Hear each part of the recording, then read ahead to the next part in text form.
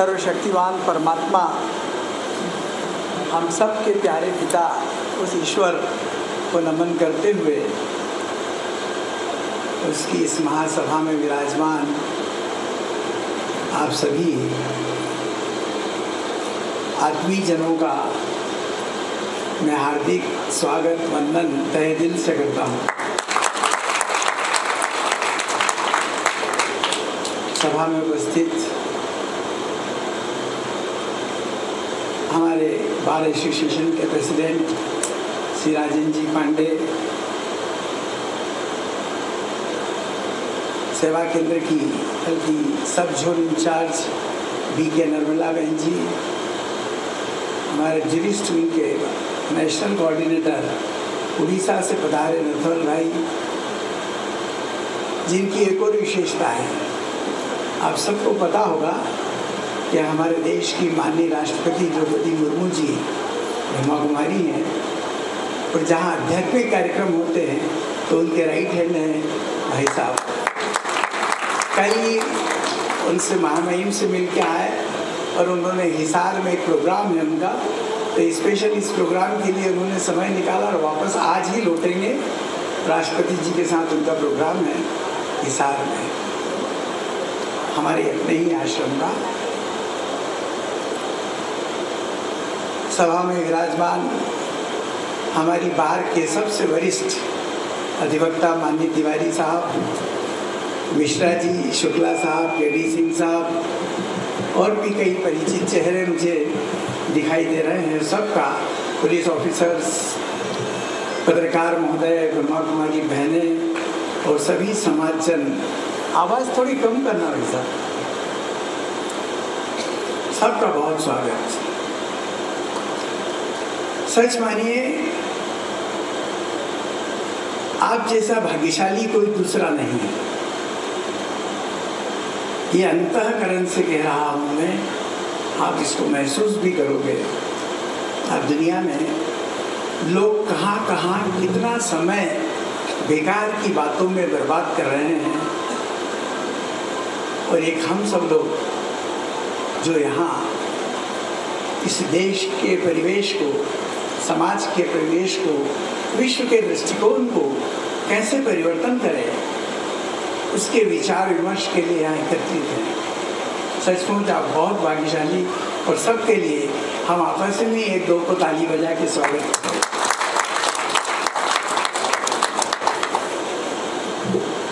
वैसे तो मैं जबलपुर बहुत पदस्थ रहा, और रीवा में भी मैंने काफ़ी यहाँ की कई अपीलें डिसाइड करी, रीट डिसाइड करी, तभी मैं समझ गया था कि बहुत ही विद्वजनों की धरती है। ये इसलिए नहीं कह रहा हूँ कि आप लोग सम्मुख बैठे हैं, ये मैंने जो अनुभूति करी, और आप सब जानते हैं इस रीवा की धरती में स्टेट बार काउंसिल हो, बार काउंसिल हो, हमारे न्यायपालिका हो, सबको एक से एक विद्वानों को देन ये धरा रही है। आप सबको ये भी ज्ञात होगा कि ये शेरों की नगरी और शेरों का इलाका है, यहाँ केवल शेर रहते हैं। आप ये भी जानते होंगे कि मुगल साम्राज्य के, आइए,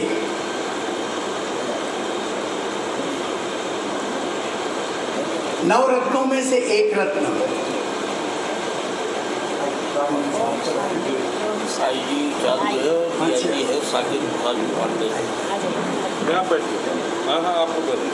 आइए बने, हमारे अतिथि के लिए एक जोरदार स्वागत है। और बहनें भी अपनी औपचारिकता पूरी करें, स्वागत करें अतिथि का।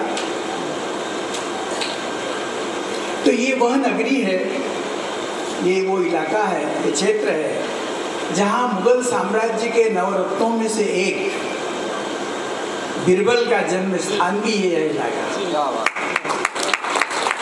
मैं जब मुझे यहाँ का निमंत्रण मिला तो मैं अभिभूत हो गया कि जिन अधिवक्ताओं के क्रॉस एग्जामिनेशन मैंने पढ़े, यहाँ के आर्ग्यूमेंट्स मैंने पढ़े, जब अपीलें डिसाइड करी हाई कोर्ट में, यहाँ की जब ड्राफ्टिंग देखी तो लगता था बहुत वास्तव में बहुत विद्वान लोग हैं। और मुझे उस आज सौभाग्य मिला आप लोगों के बीच में आने का। और विनम्रता देखिए आप, मैं जैसे ही आया तो हमारी बार के बहुत वरिष्ठ, मैं पुनः उनका अभिवादन करता हूँ, तिवारी जी खुद खड़े होकर उन्होंने मेरा स्वागत किया। और बार कैसी है, जैसे चावल में से हम एक दाना यदि ले तो पता लग जाता है बहनों को कि चावल पका या नहीं पका। उसकी वानगी अभी आपने देखी पांडे जी के उद्बोधन में कि हमारी बार कितनी विद्वजन है।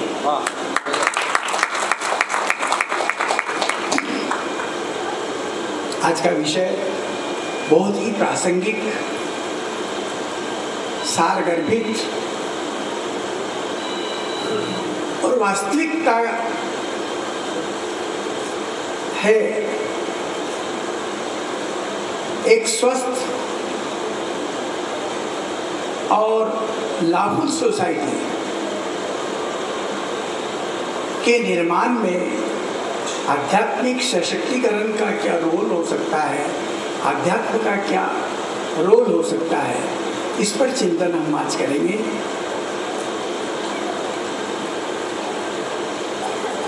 विषय को यदि हम देखें, थोड़ा आपको माइक मुझे बड़ा असहज लग रहा है। हम विषय को देखें तो सबसे पहले इसकी एक भाग हेल्थ पर चर्चा करते हैं कि स्वस्थ समाज से क्या तात्पर्य।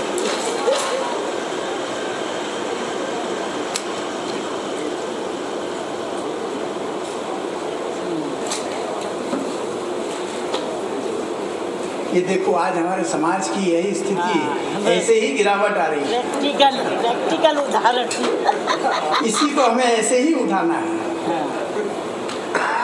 प्रैक्टिकल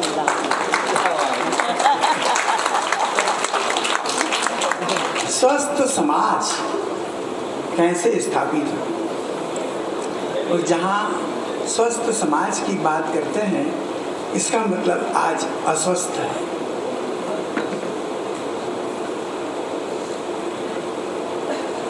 दो प्रकार से अस्वस्थता है,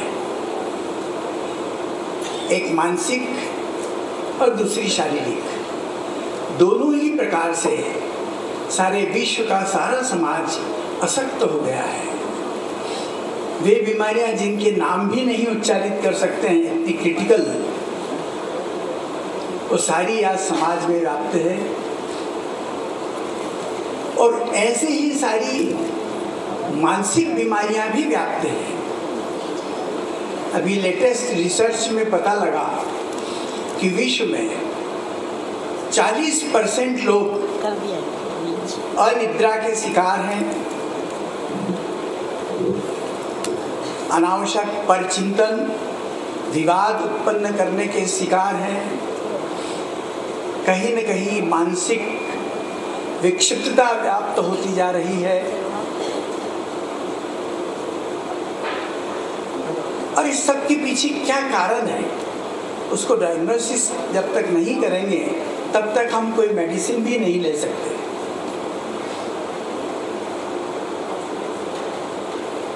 मनुष्य के मन में जब विचार उत्पन्न होते हैं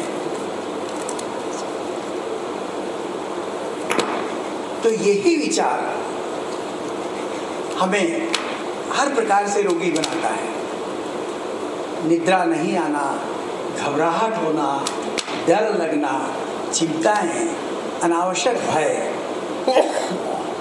ये जब मनुष्य में उत्पन्न होता है तो इस घबराहट के मारे में जब डॉक्टर के पास जाता है और डॉक्टर सारा डायग्नोसिस करने के बाद कहता है कि भाई साहब आपको तो कोई बीमारी लगती नहीं है, सारी रिपोर्ट भी सही है आपकी, तब भी हमको लगता है कि हमको क्यों घबराहट है, क्यों चिंता है, क्यों भय है, क्यों हमारी निद्रा के शिकार हैं, क्यों क्रोध आता है, क्यों चिड़चिड़ाहट होती है। इससे ये प्रैक्टिकल है कि जब डॉक्टर को शारीरिक रूप से दिखाई नहीं देता, इसका सीधा सा अर्थ है कि ये सारी बीमारियां अभी मन के स्तर पर है। यहाँ पर यदि हमने मन को हील नहीं करा, उसको समझा नहीं, उसकी दवा नहीं करी, ठीक से उसका मार्ग प्रशस्त नहीं करा मन का, तो एक प्रोसेस होती है साइकोसोमेटिक। तो यही मन की बीमारी साइकोसोमेटिक प्रोसेस के माध्यम से आपके शरीर में थोड़े दिनों में रिफ्लेक्ट होने लगती है। Blood pressure, sugar, kidney problem, heart problem. अब तो देखें कितनी छोटी छोटी उम्र वाले बच्चियों को भी ये सब प्रॉब्लम आने लगी है। ये सब प्रॉब्लम्स क्रिएट होने लगती है। और फिर वही डॉक्टर जो कहता है कि आपको कोई बीमारी दर्शित नहीं होती, हमने यदि मन को समय पर हील नहीं करा और वह बीमारी मन से शरीर पर आ गई, तो वही डॉक्टर कहेगा कि वास्तव में आपको रोग है। कहने का भाव कि मन को यदि हमने समय पर हील कर लिया, विचारों को दुरुस्त कर लिया, हमने कारण समझ लिया कि क्यों हो रहा है ऐसा, तो सब ठीक हो जाता है। हमारा मन बार बार वार्निंग भी देता है। जैसे मौसम विभाग की वार्निंग आती है कि आज बहुत ओले बरसेंगे, आंधी तूफान आएगा, बहुत तेज़ी से बारिश होगी। हम तुरंत समाचार सुनकर वे सारी व्यवस्थाएं करते हैं जिनसे आप सेफ रह सकें। ऐसे ही यदि आपको पता लगा कि कोई दुर्घटना हुई, कोई बड़ी हानि हो गई, कोई राजनीतिक एक्सीडेंट हो गया, कोई जुडिशरी में ऐसी कोई बात हो गई, किसी की मृत्यु हो गई, जब ऐसे थॉट्स सुनने को मिलते हैं तो हमारे मन को डिस्टर्ब करते हैं और मन आपको वार्निंग देता है मौसम विभाग की तरह। वहीं पर यदि आपने अपने मन को ठीक नहीं किया तो सारी बीमारियां रिफ्लेक्ट होने लगती हैं। फॉर एग्जाम्पल, यदि आप कहीं पार्क में टहलने गए, किसी मॉल में अपनी गाड़ी से कोई खरीदी करने गए, वहाँ गाड़ी पार्क करी और आपको थॉट आया कि मेरी गाड़ी चोरी हो सकती है, और तुरंत आपने मन को हील करा, एक सकारात्मक चिंतन दिया कि ऐसा पहली बात तो होगा नहीं, और यदि हुई तो पॉलिसी है मेरे पास, रिकवरी हो जाएगी। ऐसे ऐसे जब हम मन को हील करते हैं सकारात्मक चिंतन के माध्यम से, तो जो मन डिस्टर्ब होता है वो ठीक होने लगता है। अर्थात हम मानसिक रूप से और शारीरिक रूप से जो अस्वस्थता महसूस करते हैं, उस सब का कारण है मन और उससे उत्पन्न होने वाले थॉट्स। थॉट प्रोसेस में या तो नकारात्मक चिंतन होता है या सकारात्मक चिंतन। जीरो पैटर्न या शून्य का कोई रोल नहीं होता, या तो हम नकारात्मक सोचते हैं या सकारात्मक। आज जो सामाजिक परिवेश है और जो बीमारियां व्याप्त है, उसका एकमात्र कारण है कि हमारा चिंतन बहुत नेगेटिव हो गया है, सारे विचार डिस्टर्ब हो गए हैं, और उनको हील करने के लिए हमारे पास कोई प्रोसेस नहीं है कि कैसे हम अपने चिंतन को सकारात्मकता दें, कैसे उनको हील करें। जेफ केलर एक अमेरिका के बहुत बड़े मनोवैज्ञानिक हुए, उन्होंने कहा कि मन के विचारों से जो दृष्टिकोण उत्पन्न होता है, वो attitude is everything in life. आपके जीवन में दृष्टिकोण ही सब कुछ है, जो विचारों से उत्पन्न होता है। यदि हमारे विचार नकारात्मक है तो सब कुछ नकारात्मक होगा, सब कुछ वैसा ही दिखेगा। ये हुई एक स्वास्थ्य के बारे में संक्षिप्त चिंतन कि कैसे मन के विचारों से स्वास्थ्य गड़बड़ होता है, मानसिक और शारीरिक, और कैसे हम उस विचारों में सुधार ला करके ठीक कर सकते हैं। क्योंकि ये जो नेगेटिव थॉट्स होते हैं, जो साइकोसोमेटिक प्रोसेस से शरीर पर परिलक्षित होकर बीमारी पैदा करते हैं, उस बीमारी को पैदा करने के पहले एक इमोशनल टर्बुलेंस होता है, भावनात्मक डर पैदा करता है, और उससे जो हार्मोन्स का क्रिएशन होता है, सिक्रेशन होता है, ग्लैंड्स का जो सिक्रेशन होता है, सारी बीमारियों की जड़ ही वही है।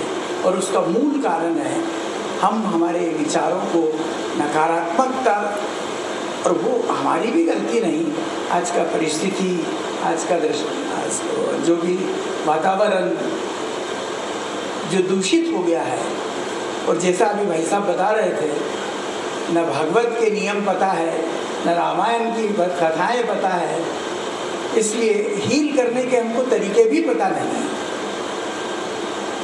और आप एक और बात देखें कि हम यदि स्कूटर खरीदें, फ्रिज खरीदें, रेडियो खरीदें, टीवी खरीदें, इवन वॉच खरीदें, तो आजकल तो कंपनियां अपने प्रोडक्ट के साथ एक एडवाइजरी देती है आपको, डू एंड डोंट्स, कि आपकी कार में ये खराबी हो जाए तो इसको ऐसे ठीक करिए, अचानक चलते चलते बंद हो जाए तो इसका ये बटन पुश करिए, आपके फ्रिज में ठंडक नहीं आए तो उसको ऐसा घुमाइए, आदि आदि।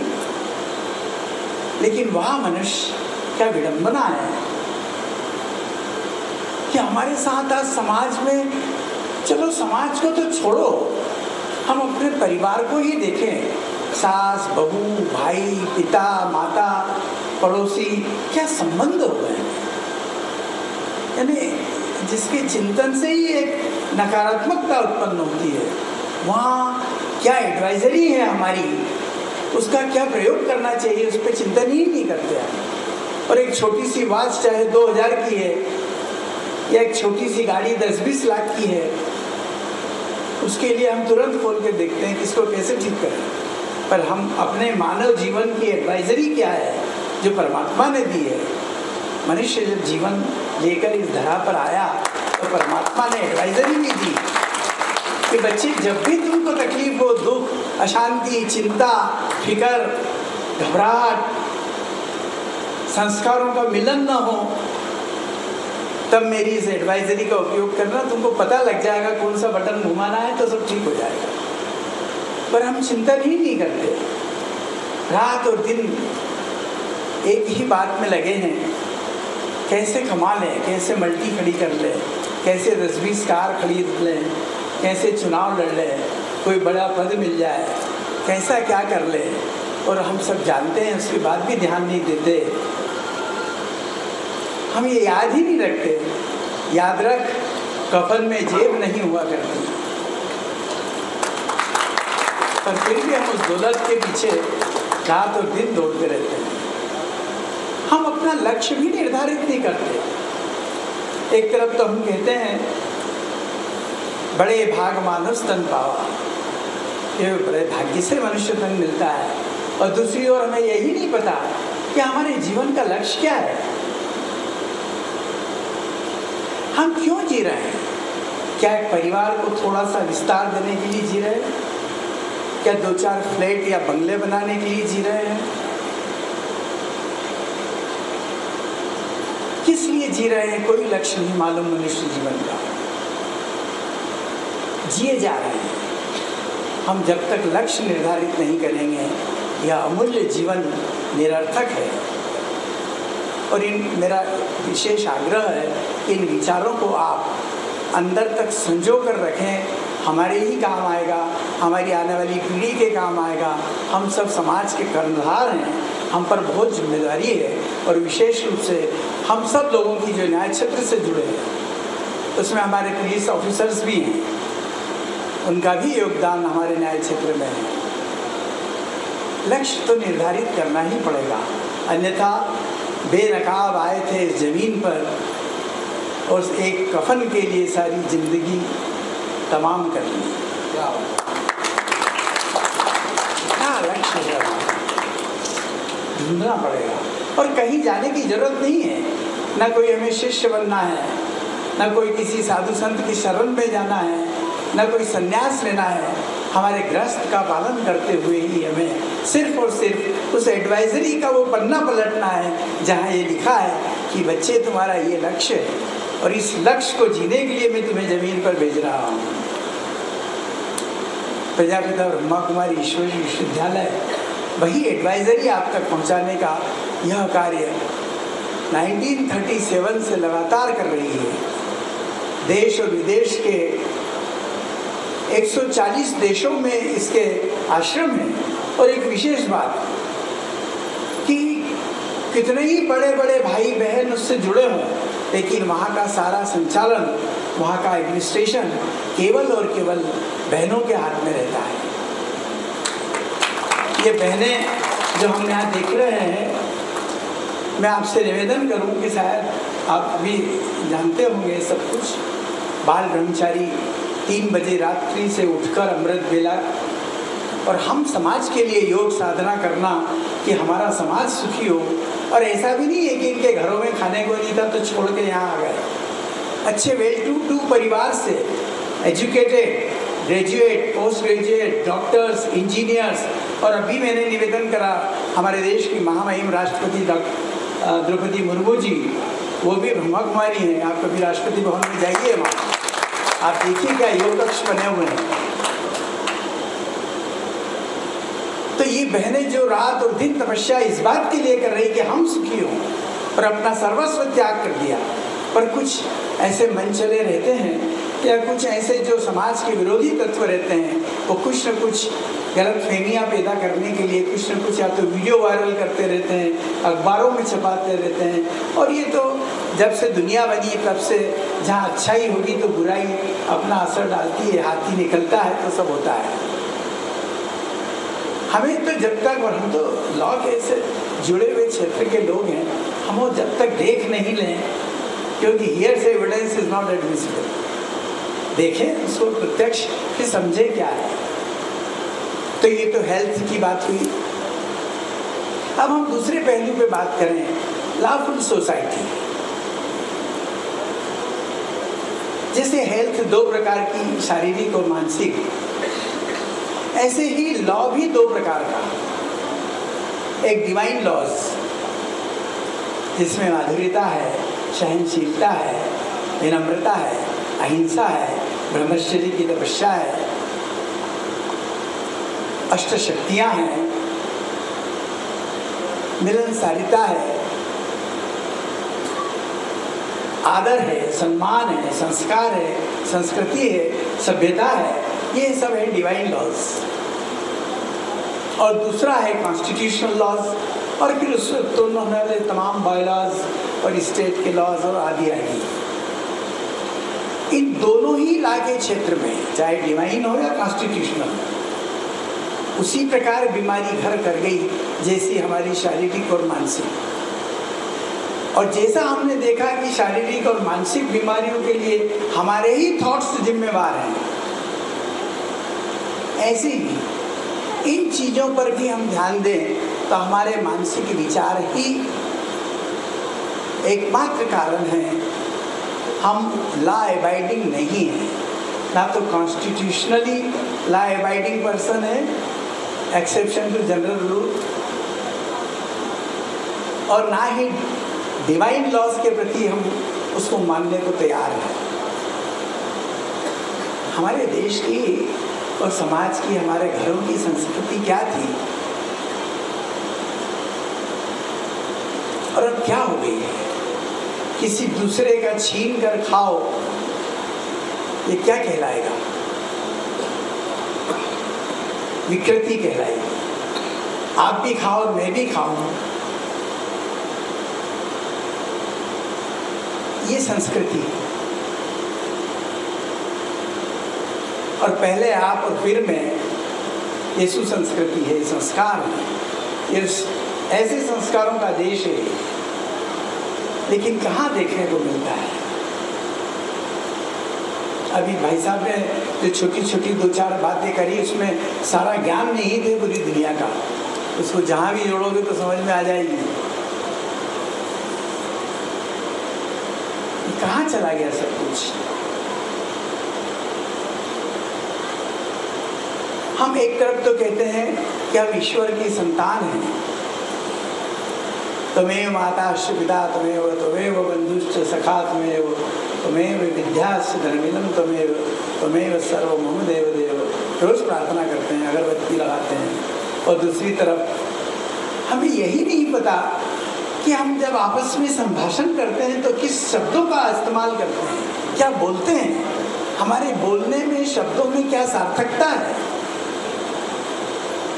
क्या चिंतन है। कुछ भी सोचने को तैयार नहीं है हम, क्योंकि हमारे पास सिर्फ और सिर्फ नकारात्मक चिंतन रह गया है। सार्थकता आपके शब्दों में ऐसे ही होना चाहिए जैसे युधिष्ठिर की थी,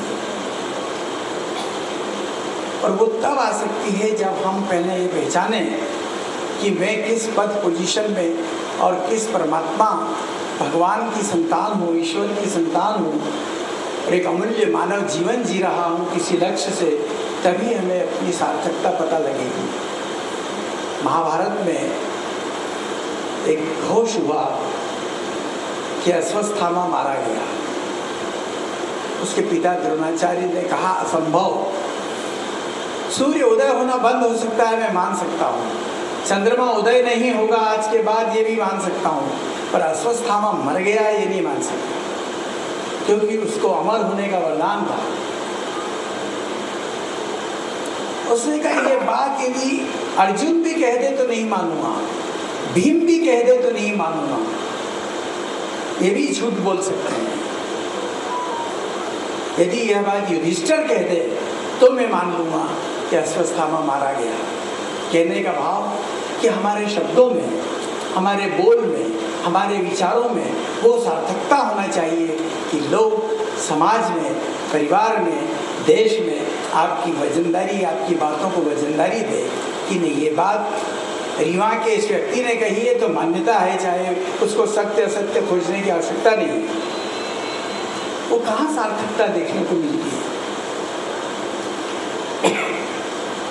ये क्यों? क्योंकि डिवाइन लॉज हम समझते ही नहीं, बोलते जा रहे हैं। एक ट्रक के पीछे बहुत अच्छा कोटेशन परसों में निकल रहा था तो पढ़ा मैंने कि मानो तो मौज है और नहीं तो रोज ही है, मानो तो मौज है नहीं तो रोज ही अवरोध है।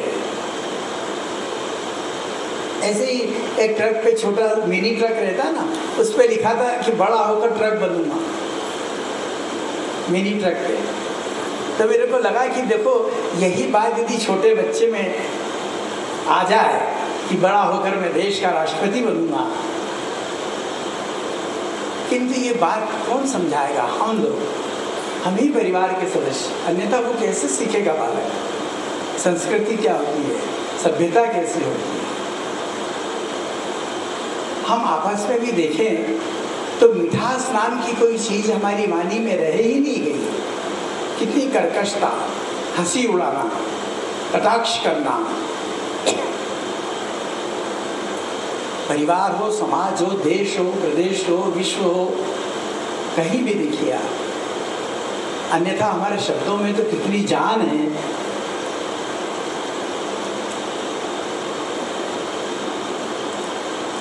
आप उसका केवल गंभीरता से चिंतन करो तो समझ में आ जाएगा कि हम क्या बोल रहे हैं और क्या बोलना चाहिए। ऐसे ही आज हम कॉन्स्टिट्यूशनल लॉज को भी देखें तो केवल जनता, राजनेता, पुलिस ऑफिसर्स या दूसरे ऑफिसर्स, इन सब की ही गलती नहीं, सारे समाज की गलती है। चाहे किसी भी क्षेत्र से जुड़ा हो, चाहे कोई भी लिंग हो, नारी हो, पुरुष हो, सभी का फॉल्ट है। चलो मैं अपने पे ही बात करता हूँ। क्या न्यायाधीश हम लोग पंक्चुअलिटी से काम करते हैं? हमारी मर्जी आई भी तब आएंगे, बिना इस बात का ध्यान रखें कि हमारे अधिवक्ता पहुंच गए होंगे। हम आपसे तो ये अपेक्षा करेंगे कि आप आर्ग्यूमेंट्स बहुत सलीके से शालीनता से करो, लेकिन हमारे मन में आएगी वो हम जोर से डायस पे से बैठ के बोलेंगे। हम आपके आर्गुमेंट्स को इग्नोर करके निर्णय लिखेंगे, उसमें हवाला ही नहीं देंगे कि फलाने विद्वान अधिवक्ता ने क्या आर्ग्यूमेंट्स करे थे। ऑनेस्टी का प्रश्न चिन्ह क्यों खड़ा करता है समाज?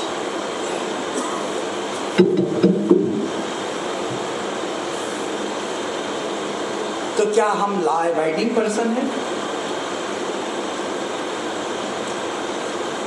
और ऐसा केवल न्यायाधीश या कोर्ट की बात नहीं है, हम अधिवक्ताओं की भी बात करें तो क्या हम सुसभ्यता से डायस पे खड़े होते हैं? क्या हम लेटेस्ट नॉलेज रखते हैं, अपडेट हैं? जो अपडेट नहीं होता समाज में उसकी मृत्यु सुनिश्चित है, चाहे विचारों से मृत्यु हो या कैसे भी हो। अभिमन्यु का उदाहरण आपके सामने है, वह भी अपडेट नहीं था, अधूरा था। उसको चक्रव्यूह में घुसना तो पता था, निकलना पता नहीं था, इसलिए उसकी मृत्यु हुई। हम भी अपडेट नहीं होते और अपेक्षा करते हैं कि हमारे फेवर में सब कुछ हो जाए। कैसे संभव है? हमारे लिटिगेंट्स को देखो, यदि न्यायाधीश ने कोई फैसला विपरीत कर दिया तो हम अपने अधिवक्ता से झगड़ा करेंगे कि वकील साहब आपने इतनी फीस ली थी और फैसला तो उल्टा हो गया। ये सब क्या है?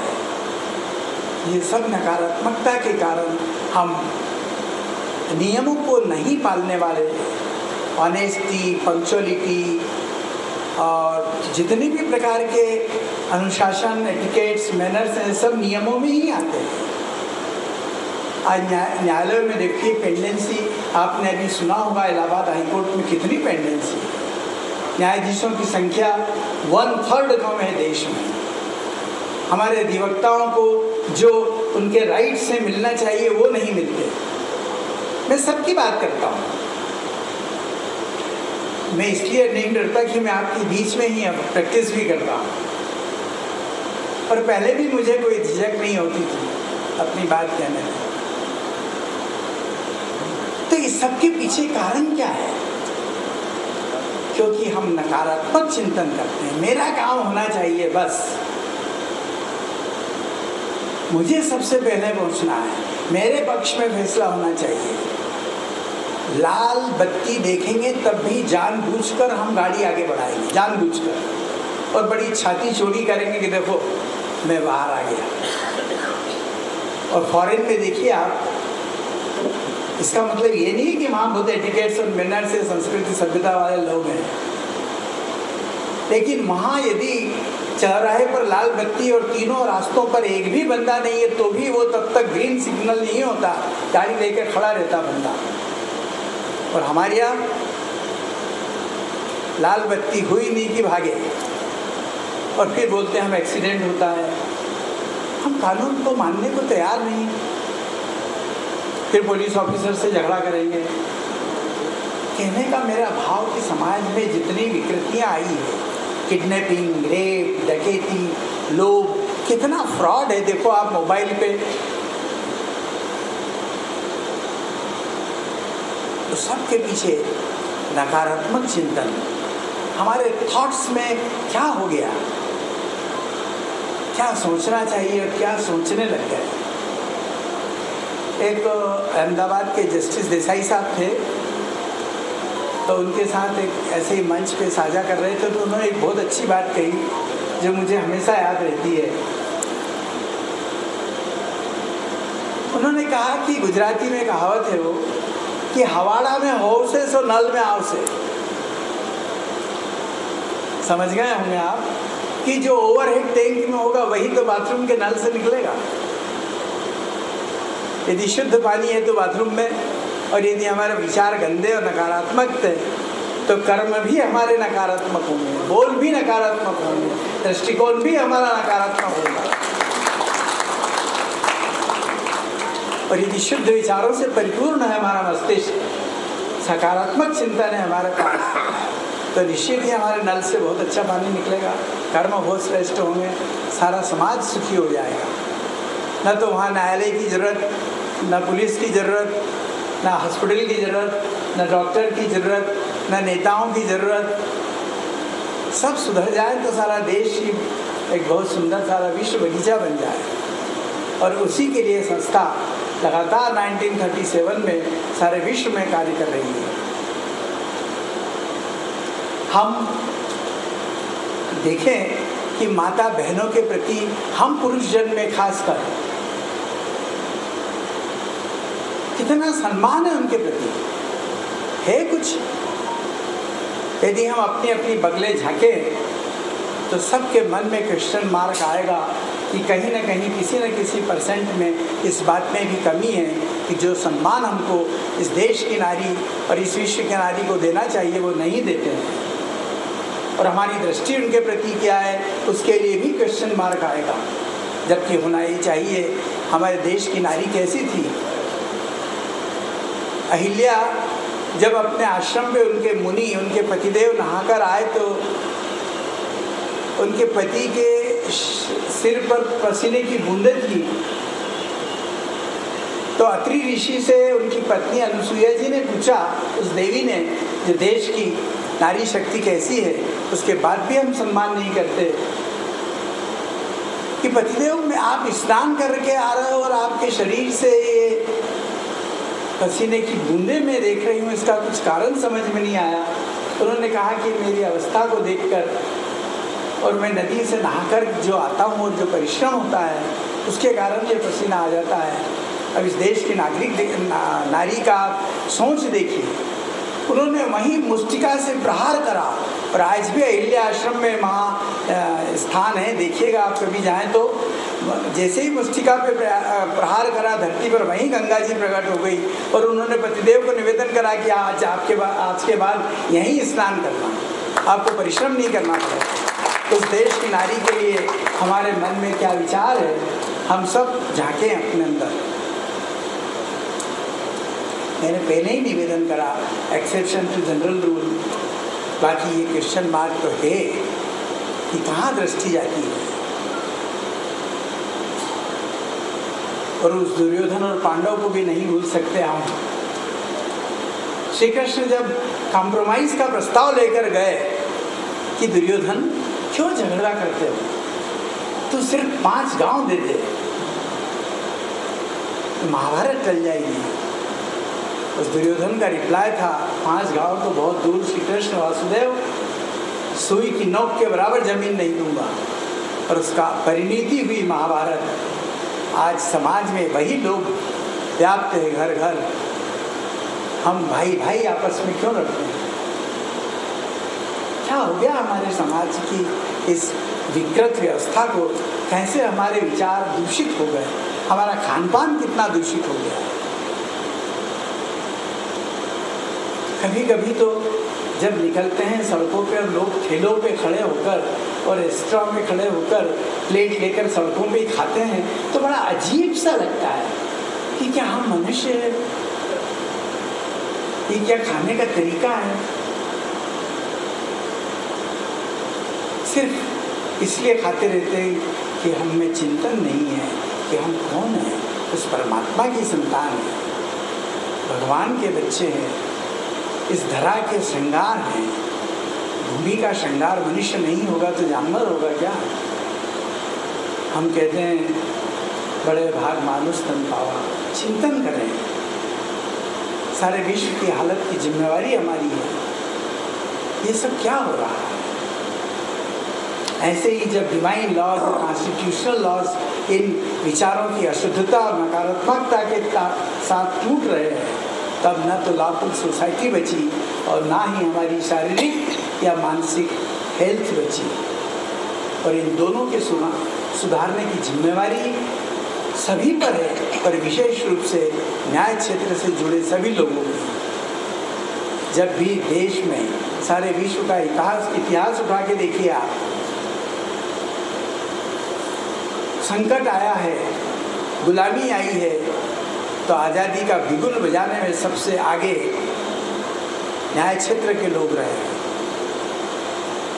चाहे महात्मा गांधी हो, चाहे पंडित जवाहरलाल नेहरू हो, लाजपत राय हो, सुभाष चंद्र बोस हो, सरदार वल्लभ भाई पटेल हो, मदन मोहन जी मालवीय हो, ये सब एडवोकेट्स थे,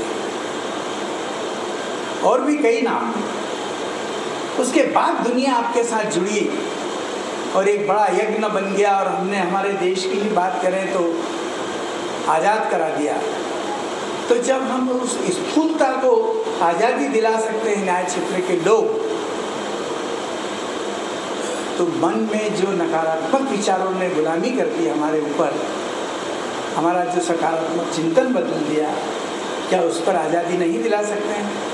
दिलाना ही पड़ेगी, और ये हमारा कर्तव्य और दायित्व है। यदि हम न्यायाधीश और न्याय क्षेत्र से जुड़े सभी अधिवक्ता, लिटिगेंट्स इस कार्य का बीड़ा नहीं उठाएंगे, तो ये इतिहास कभी माफ़ नहीं करेगा कि हम जानते हैं कि इस देश में वो समय भी था जब देश को आज़ादी भी इन्हीं लोगों ने दिलाई, और वो समय भी आया जब सबसे पीछे की लाइन में जाके बैठ गए और देश और विश्व को ऐसे ही डूबने दिया। वो दिन नहीं आए, इसलिए हमारी बहुत जवाबदारी है। अब हम देखें कि इन दोनों चीज़ों में जो गिरावट आई, हेल्थ में और कानून कायदों में, उसको कैसे हम समृद्ध बनाएं आध्यात्म के माध्यम से। आध्यात्म और धर्म दो अलग चीज़ है। कई लोगों को भ्रांतियाँ है कि धर्म और आध्यात्म एक होता है, दोनों ही अलग चीज़। धर्म हिंदुओं का हो सकता है, धर्म मुसलमानों का हो सकता है, ईसाइयों का हो सकता है, बौद्ध, जैन, पारसी का हो सकता है, लेकिन ये अलग अलग है। लेकिन आध्यात्म सबका है, सबके ग्रंथ अलग हैं। रामायण, महाभारत, भागवत हम हिंदू भाइयों का हो सकता है, कुरान शरीफ मुस्लिम भाई का हो सकता है, बाइबिल क्रिश्चियन की हो सकती है, दंपत बौद्ध धर्म का ग्रंथ हो सकता है सबसे बड़ा। कुरान को हम नहीं मानेंगे, हमारी गीता को वो नहीं, हमारे महाभारत को वो नहीं मानेंगे, रामायण को नहीं मानेंगे, लेकिन एक ग्रंथ है, आध्यात्मिक ग्रंथ, जो सभी धर्मों की जननी है, जिसके कारण सारे धर्म उत्पन्न हुए हैं दुनिया में, और वो है अध्यात्म। आध्यात्म से ही सारे ग्रंथ पैदा हुए, और वो एडवाइजरी जो मैं बदल रहा था आपको, श्रीमद् भगवद गीता।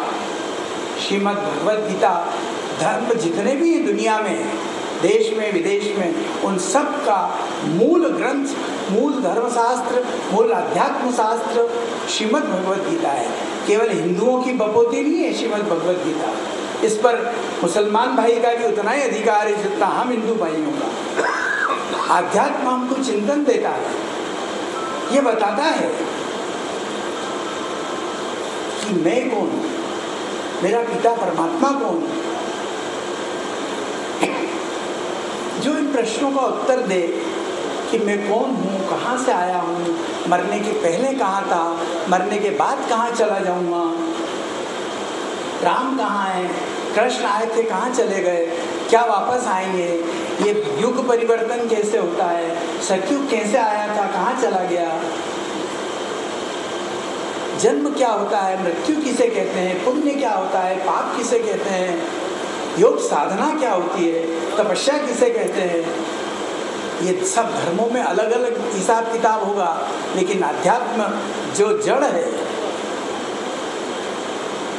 वो ये इन प्रश्नों का उत्तर देती है, और वो है भगवद गीता का ज्ञान।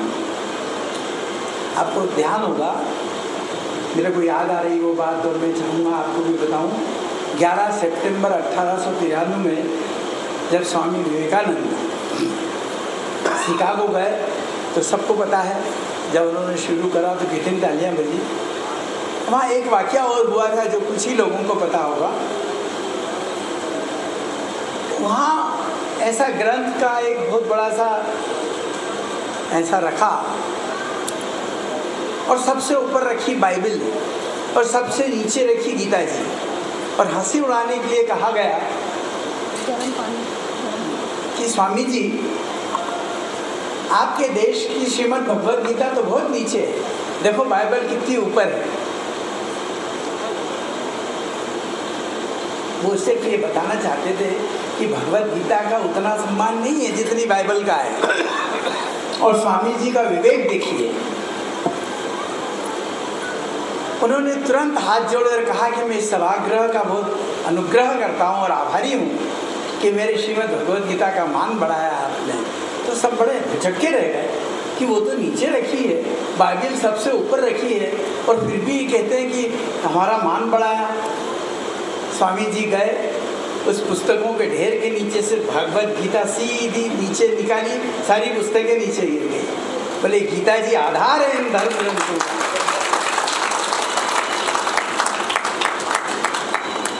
तो जो एडवाइजरी परमात्मा ने हमको दी वो श्रीमद् भगवद गीता है, और वही श्रीमद् भगवद गीता का ज्ञान परमात्मा स्वयं यहाँ देने के लिए आए हैं। मैं एक और बात आपसे निवेदन कर दूं कि संस्था में कोई गुरु शिष्य का संबंध नहीं, कोई मनुष्य आत्मा ईश्वर नहीं है, या कोई बहनें इनमें कोई बहुत बड़ी बहन वो भगवान हो नहीं, या कोई गुरु हो नहीं। ये सब उसी प्रकार की सेवा करते हैं जिस प्रकार से आप और हम सेवा करते हैं समाज की। इनके तरीके भिन्न हैं और हमारे तरीके थोड़े अलग हैं। हम स्थूलता से करते हैं या आध्यात्मिकता से करते हैं। सबका ईश्वर एक है, जो श्रीमद् भगवद गीता में वर्णित है। धर्मशास्त्र के अलग अलग धर्मशास्त्रों में भी उसका वर्णन है। साथ में हमने अपनी मनमर्जी का हिसाब किताब भी उन शास्त्रों में जोड़ दिया, संशोधन कर दिया, एडिशन कर दिया, और मिश्रित ज्ञान हो जाने से हम समझ ही नहीं पाते कि वास्तविकता क्या है। और वो श्लोक बड़ा चर्चित है, यदा यदा ही धर्मस्य ग्लानिर्भवति भारत अभ्युत्थानाम धर्मस्य तदात्मानां सृजन्यहम्। जब जब भी अधर्म होगा मेरे बच्चे, मैं एडवाइजरी तो तेरे को दे ही रहा हूँ, तो लक्ष्य से जीना। दुख होगा उस दिन, तकलीफ होगी उस दिन पढ़ना, और वो भी भूल जाए तो भी चिंता मत करना। उसी समय मैं प्रकट होऊंगा, दिव्य रूप से अवतार लूँगा, धरती पर अवतरित होकर मैं तुझे पुनः संस्कार, सभ्यता, देवत्व, गुण, शक्तियों से भरपूर कर दूंगा और एक सुखी समाज की स्थापना कर दूंगा। ये वो श्लोक है। और चूंकि वो श्लोक लिखा है, श्रीमद् भगवद गीता को हम सब मानते हैं, इसका अर्थ है कि कहीं न कहीं, कभी न कभी परमात्मा दिव्य रूप से अवतरित होगा ही। चूँकि उसमें डेट नहीं लिखी, उसमें स्थान नहीं लिखा, तो हम कंफ्यूज हो जाते हैं। और वही परमात्मा आप सबके लिए बहुत शुभ सूचना कि 1937 में दिव्य रूप से अवतरित हो गए। श्रीमद् भगवद गीता में एक बात देखिए आप, स्पष्ट लिखा है कि मैं अजन्मा हूँ और निराकार हूँ। मेरा कोई ऐसा 5 तत्वों का शरीर नहीं होता, ना मैं माँ के गर्भ से आता हूँ। मैं निराकार हूँ, ज्योति स्वरूप हूँ। श्रीमद् भगवद गीता देखिए आप, उसमें भगवानुवाद शब्द है, श्री कृष्णवाद शब्द नहीं है। पूरी गीता जी पढ़ लीजिए आप, हर श्लोक में भगवानुवाच, अर्जुनवाच, संजयवाच, भगवानुवाच, श्री कृष्णवाच से कहीं नहीं लिखा। और मैं अजन्मा निराकार हूँ, ये बात आप रामायण जी तो इस क्षेत्र में सब बहुत अच्छे से अवधि में लिखी हुई। तुलसीदास जी ने, स्वामी तुलसीदास जी ने कितना बढ़िया बालकांड में वर्णन करा है इसका। बिन भगत चलहूँ सुनहूँ बिनु काना, कर बिन करहूँ कर्म विधि नाना। मेरा कुछ नहीं होता, लेकिन मैं सुनता हूँ, देखता हूँ, सब कर लेता हूँ। तन बिन परस नयन बिनु देखा, है ना मतलब। ग्रही हान बिनु बास शेषा, अस सब भांति अलौकिक करनी, महिमा जासु जाई नहीं बरनी। तुलसीदास जी ने कहा कि ये श्री राम जो है, ये मेरी रामायण का एक पात्र है, दशरथ का बेटा। लेकिन वास्तविक राम तो ये है जो बिन भगत चलहूँ सुनहूँ बिनु काना। उस राम की स्थापना रामेश्वरम में जाकर इसी श्री राम ने करके, रामेश्वरम की स्थापना करके पूजा अर्चना करी है। वो मेरा और तुम्हारा और सबका राम है। बाकी ये राम मेरा एक पात्र है। लेकिन पात्र का ये अर्थ नहीं कि केवल पात्र है। पात्र वही बनाया जाता है जो सुपात्र हो, उसका भी अपनी एक महिमा है। राम और कृष्ण जैसा न तो दुनिया में होगा न हुआ। और कैसे बनता है ये अध्यात्म सिखाता है। ये शिक्षा अध्यात्म में मिलती है। हमारा चिंतन कैसे सकारात्मक हो, इसकी एक वानगी छोटी सी मैं देता हूँ आपको, और बहुत उसको समझने की बात है, उसको ध्यानपूर्वक सोचना बहुत अच्छा लगेगा, समझ में आ जाएगी। और थोड़ा सा भी उसको हल्के मन में लिया तो बिल्कुल समझ में नहीं आएगा। सकारात्मकता चिंतन किसे कहते हैं? एक मच्छर दंपत्ति के यहाँ नवजात मच्छर पैदा हुआ।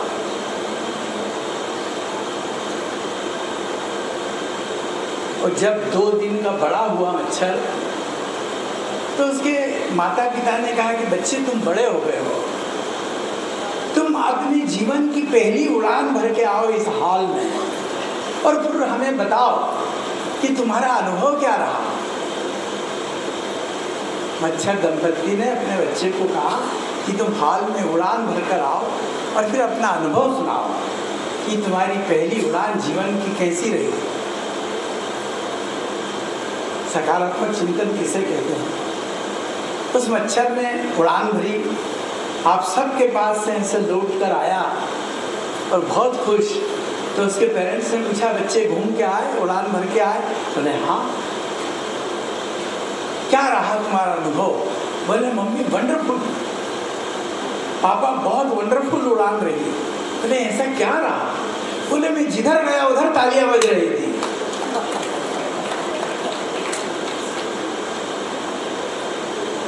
मैं जिधर से भी उड़ा उधर तालियां बज रही थी। कोई मच्छर गुनगुनाता हुआ निकले तो हम क्या करते हैं? तो उसकी सकारात्मक सोच देखिए, एक सकारात्मक चिंतन, सौहार्दपूर्ण, प्रेम पूर्वक भाई के प्रति प्रेम की एक वानगी देखिए आप।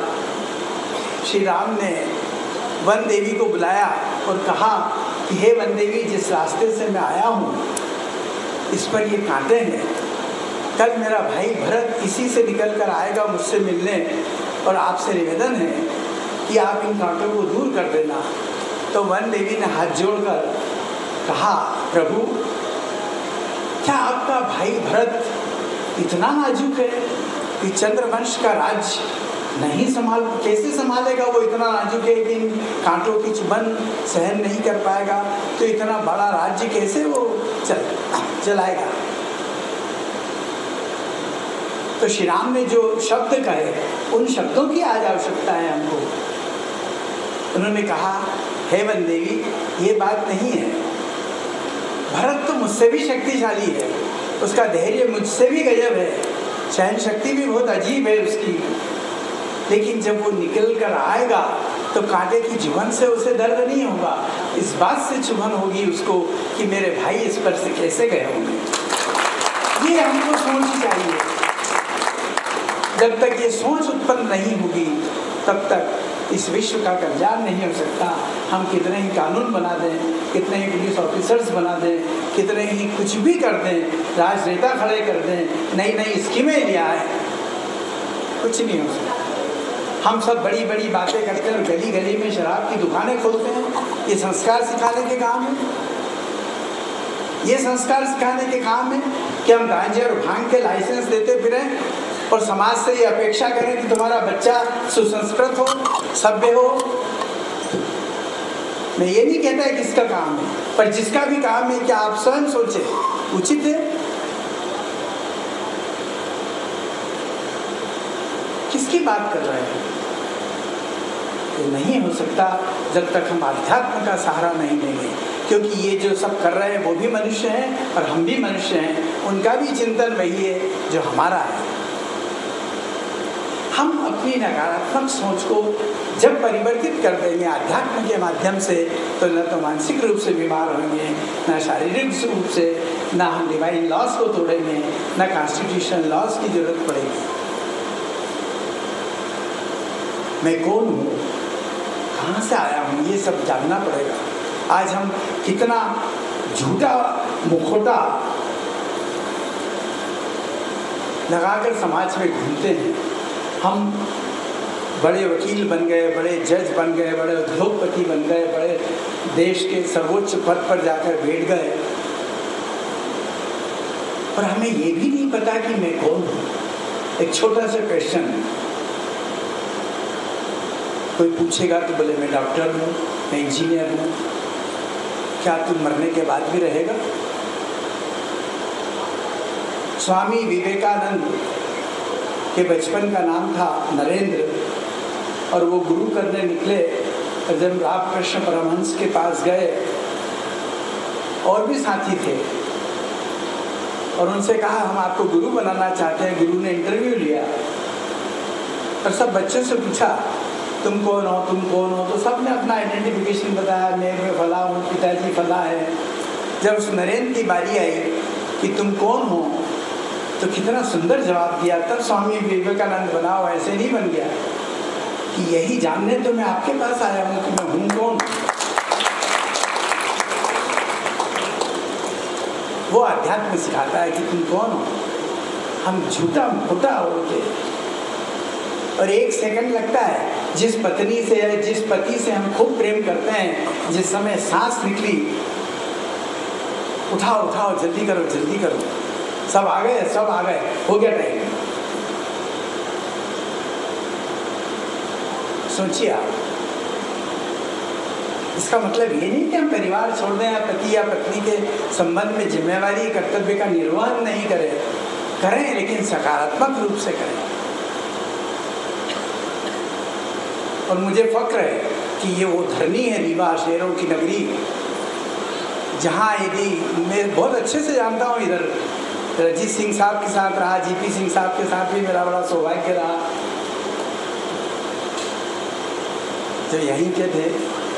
मैं जानता हूँ कि यहाँ का व्यक्ति यदि एक बात धारण कर लेता है कि ये करना है, तो चाहे जान चली जाए, करना है। तो हमें अध्यात्म को अपनाना पड़ेगा, ये जानना पड़ेगा कि मैं कौन हूँ। हमें ईश्वर के प्रति कितनी भ्रांतियाँ हैं और क्या विडंबना है। कभी कभी तो सोचते हैं तो समझ में ही आता कि उस ईश्वर ने एक इंसान बनाया था, पर बाहर इंसान यानी कितने ईश्वर बना दिए।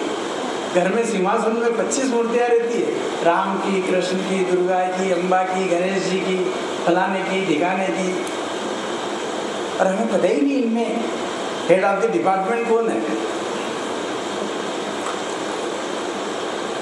पता होना चाहिए। हम जब फक्र इससे कहते हैं कि हम परमात्मा के बच्चे हैं, वही मालिक है सबका, तो नॉलेज तो होना चाहिए। हम भगवान को मानते हैं पर भगवान की नहीं मानते। वो क्या कहना चाहता है सुनो, फिलॉसफी को तो समझिए। उस अध्यात्म को अपनाना पड़ेगा। अध्यात्म से ही सकारात्मक चिंतन होगा। परमात्मा आकर के राजयोग की शिक्षा देता है। एक छोटी सी बात और याद आ गई, इसलिए मैं कहने का लोभ रखते हुए आपको सुनाता हूँ।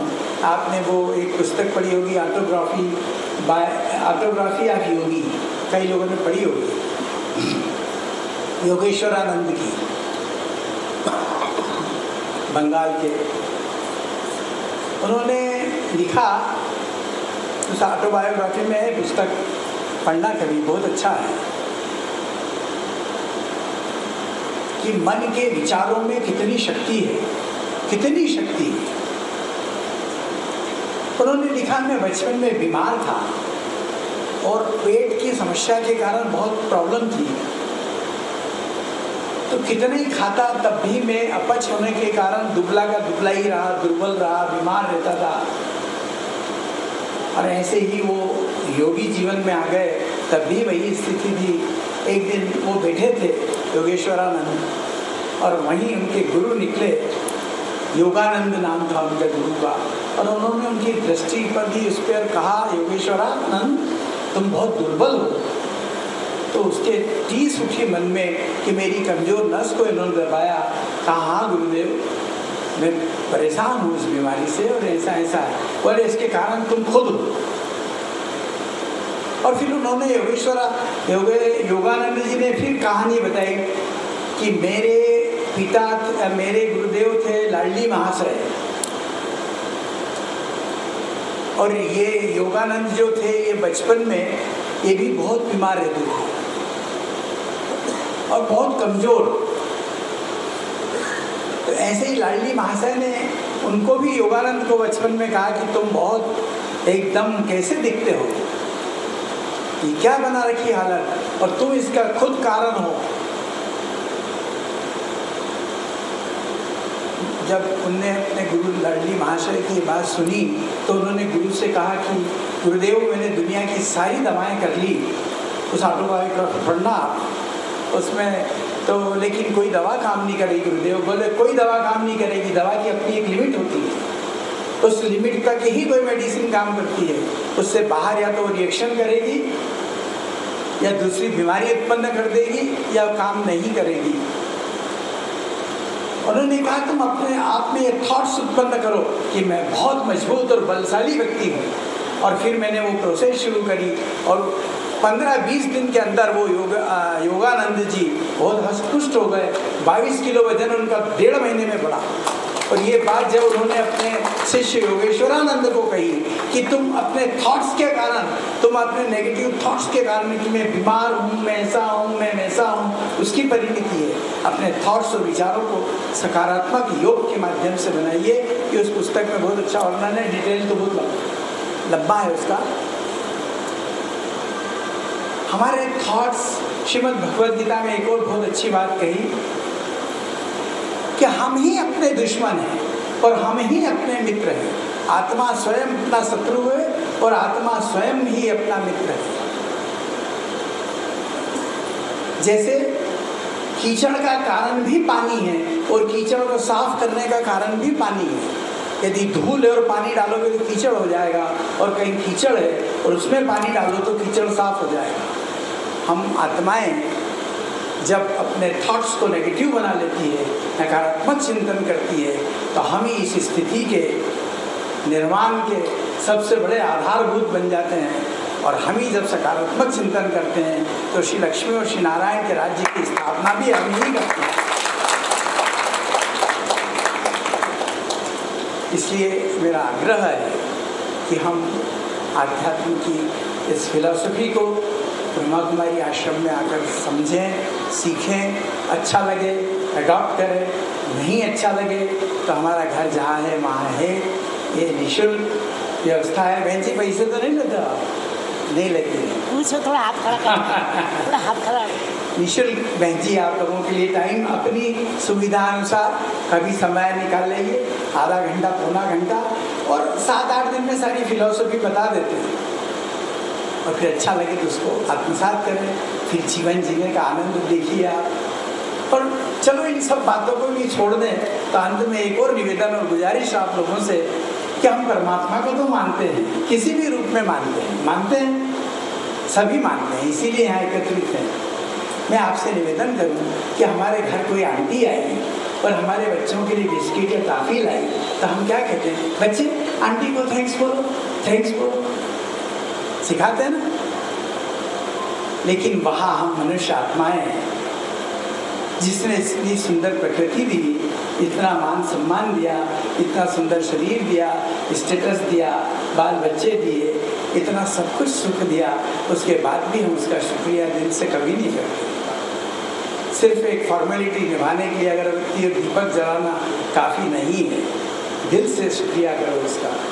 तेरी रहमतें बेमिसाल है, तेरी रहमतें बेमिसाल हैं, करूँ किस जुबान से शुक्रिया, मुझसे जब जब खता हुई तूने फिर गले से लगा लिया। तो ऐसा शुक्रिया अदा करना हम अध्यात्म से सीखें, अपना चिंतन बदलें। उसके लिए ब्रह्मा कुमारी आश्रम आपकी सेवा में हाजिर है।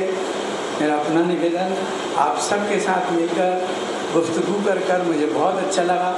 Thank you very much.